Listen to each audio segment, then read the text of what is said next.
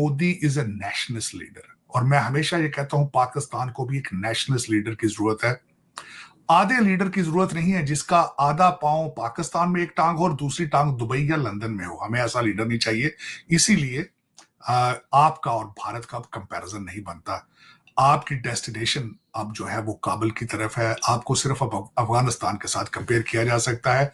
Bangladesh is even then better than you are. बहसीते as a role of Pakistani American American angle के साथ बात करूं, बहसीते एक सब एशियन पाकिस्तानी और एज एन अमेरिकन, एक तस्वीर ये थी कि मोदी साहब बैठे थे जब उस समिट के अंदर, उनकी एक साइड पे मकरां थे जो चेयर थे उस समिट के, दूसरी साइड पे यूनाइटेड नेशंस के सेक्रेटरी जनरल थे। तो उससे पोजीशनिंग नजर आती है कि what is positioning of Modi, what is the positioning of India.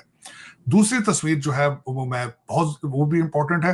Lunch host किया, लंच के दौरान he was sitting with JD वांस एंड उषा वहां पे बैठी थी।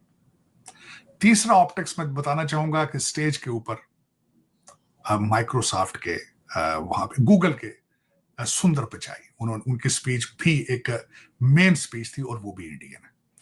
तो इसमें अगर देखा जाए तो इस वक्त आप जो 1951 के अंदर भारत ने इन्वेस्टमेंट की थी इंडियन इंस्टीट्यूट ऑफ टेक्नोलॉजी के, उसके फ्रूट सामने आ रहे हैं। और आप देख रहे हैं कि इस वक्त अगर देखा जाए तो वेस्टर्न सिविलाइजेशन के अंदर दो कौमों का अरूज नजर आ रहा है, एक ज्यूइश और दूसरे भारतीय। और उसके पीछे सीक्रेट क्या है?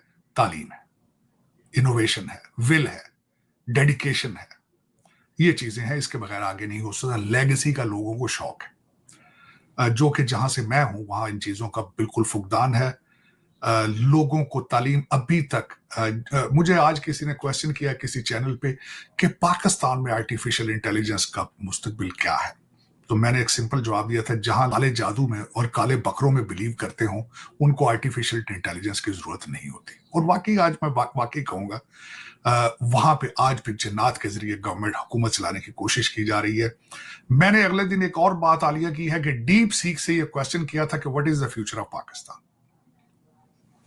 उसमें 3-4 चीजें और उसका जवाब आया, और उसमें जवाब में उन्होंने पॉलिटिकल करेक्टनेस की, लेकिन एक चीज उन्होंने मैं डिस्कस करना चाहूंगा आपसे, कि उन्होंने कहा कि 60% पॉपुलेशन इज एज ऑफ 30, और अगर इनकी सही तरबियत ना की गई तो you can figure out what is the future. अफसोस के साथ वो जिस ग्रुप की मैं बात कर रहा हूं उनकी आंखें बंद और कान बंद है। ट्वीट को यूज करते हैं सारा दिन, टिकटॉक पर बैठे हैं, ट्विटर पे बैठे हैं, एक्स पे, इंस्टाग्राम पे हैं, लेकिन उर्दू इंग्लिश का एक लफ्ज नहीं जानते, एक लफ्ज नहीं लिख सकते। उनको पता नहीं है इस उर्दू को इंग्लिश में गूगल से फ्री ट्रांसलेट किस तरह करना है। दुख के साथ कहूंगा आज भी, और एक बहुत पॉपुलर मजहबी पार्टी स्लैश सियासी पार्टी उनको मुसलसल बता रही है रियासत मदीना और तालिबान खान, ये उनकी डेस्टिनेशन। दुख के साथ कहूंगा। आगे चलते हैं। और दूसरी बात जो सबसे बड़ी थी, गूगल के जो इस एक विंग है उसका नाम है डीप माइंड, उनके जो हेड थे मिस्टर हैसेबिस, उनकी बात एक बड़ी इंपॉर्टेंट उन्होंने की। उन्होंने कहा, हम सरप्राइज कि पॉलिसी मेकर्स जो है उनको अंदाजा ही नहीं कि आर्टिफिशियल इंटेलिजेंस किस तेजी के साथ तरक्की की तरफ जा रहा है। यहां पे मैं ये जरूर मेंशन करना चाहूंगा कि आर्टिफिशियल इंटेलिजेंस की दुनिया में यूरोप आज पीछे है। जो फ्रंट लाइन पे भी जो जा रहे हैं वो यूएस और चाइना है। ये समझता हूं, आज मुझे किसी ने ये क्वेश्चन किया कि क्या बात है कि यूनाइटेड भारत में, उस वक्त तो पाकिस्तान भी उसी का हिस्सा था, बांग्लादेश भी उसी का हिस्सा था, बल्कि आप कह सकते बर्मा भी उसका, लेकिन भारत ही उसको बार बार सामने उसको क्यों उस पर तवज्जो देता है? ये भी एक बहुत बड़ा सवाल है, बहुत बड़ा सवाल। Bharat is a rising power. आप लोग अभी तक दूसरी दुनिया के टुकड़ों पे पल रहे हैं। आपका बजट और फॉरेन पॉलिसी आईएमएफ बनाता है वॉशिंगटन डीसी में बैठ के। आप उन्हीं चीजों से नहीं अभी आगे निकल पा रहे। आप हिस्टोरिकली किसी चीज को एडमायर किस तरह कर पाएंगे, अपने एसेट्स के ऊपर आप अपना क्लेम किस तरह करेंगे, चाहे वो हिस्ट्री हो। आपके ज्यादातर लीडरान और पाकिस्तान चलाने वाले डुअल सिटीजन है। उनकी एक टांग पाकिस्तान में होती है, दूसरा पासपोर्ट दूसरी जेब में ब्रिटिश पासपोर्ट होता है या कैनेडियन। तो this is above your pay grade to claim the history, to fix the history.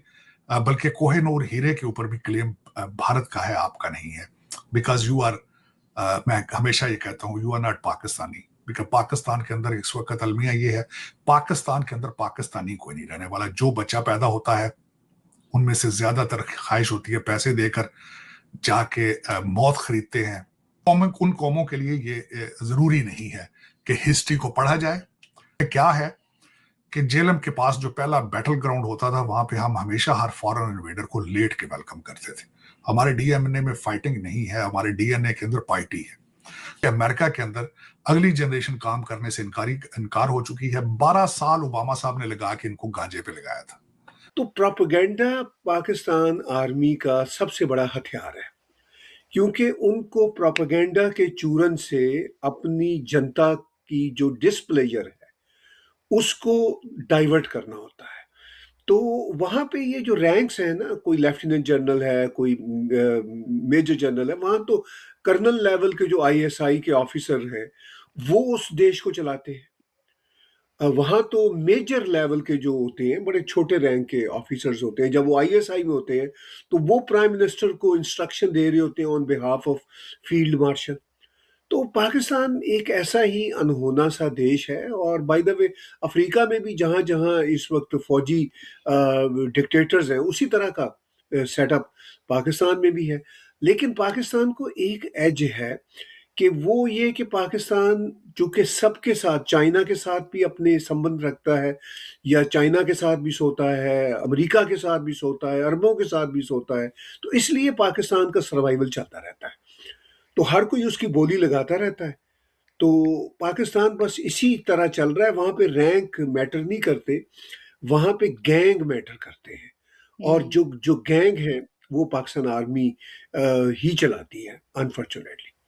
जहाँ इन दिनों ईरान और अमेरिका के बीच बहस छिड़ी हुई है, तो वहीं पर अमेरिका ने गुस्से में आकर यह कह दिया कि जो भी देश ईरान से डील करेगा उसके ऊपर हम टैरिफ बढ़ा देंगे। तो वहीं पर अमेरिका ने इंडिया के ऊपर 50% की टैरिफ लगा दी और अपने देश से 75 कंट्री के वीजा को बैन कर दिया, जिसमें पाकिस्तानियों का नाम है। तो वहीं पर पाकिस्तानी बिलबिला रहे हैं कि हमें ये बैन क्यों किया, इंडिया वालों को क्यों मना नहीं किया। वहीं पर एक न्यूज़ विशेषज्ञ है जिनका नाम साजिद तरार है, वो बता रहे हैं कि क्यों पाकिस्तानियों को अमेरिका से धक्के मारकर बाहर निकाला गया। उन्होंने बताया कि जिस तरह पाकिस्तानी अपने मंसूबों को कामयाब रखते हैं, उनके दिमाग में सिर्फ़ वही बस जलन, फाइट, बदला जैसी सोच चलती रहती है। और वहीं इंडियन को देखें तो वो आईआईटीएन होते हैं, काफ़ी पढ़े-लिखे होते हैं, बिज़नेसमैन होते हैं, उन्हें खुद अमेरिका हायर करता है। जबकि पाकिस्तानी यहाँ से जाते हैं, अमेरिका में जाके भीख माँगते हैं कि हमें दे दो खाने के लिए, कुछ कमाने के लिए, कुछ करने के लिए। इन्हीं सब चीज़ों को देखते हुए अमेरिका ने एक कदम उठाया है। और उन्होंने बताया कि जिस तरह पाकिस्तान में माहौल बना हुआ है, वहाँ की सेना, वहाँ की सरकार चला रही है और जो वहाँ के यूथ है, उनका कोई भी दिशा निर्देश नहीं है। अगर उनको सही रास्ते पे नहीं चलाया गया, तो आने वाले 10 साल में पाकिस्तान के यूथ किस रास्ते पे जाएँगे, ये भी हमको नहीं पता है। पाकिस्तान खुद अपने आप को एक गड्ढे में गिराता हुआ नज़र आ रहा है। अगर देखा जाए तो पाकिस्तान और इंडिया के कंपैरिज़न में पाकिस्तान का कोई कंपैरिज़न बनता ही नहीं है।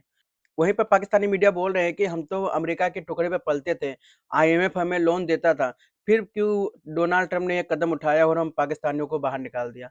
तो ज़रूरत यही है कि तो बात यही है कि अमेरिका को अब तुम्हारी ज़रूरत नहीं है, भिखारियों की ज़रूरत नहीं है। बाकी दोस्तों, आपका क्या कहना है इस वीडियो को लेकर? अपनी राय कमेंट बॉक्स में ज़रूर लिखें। वीडियो अगर अच्छी लगे तो वीडियो को लाइक करें, शेयर करें, चैनल को सब्सक्राइब करें।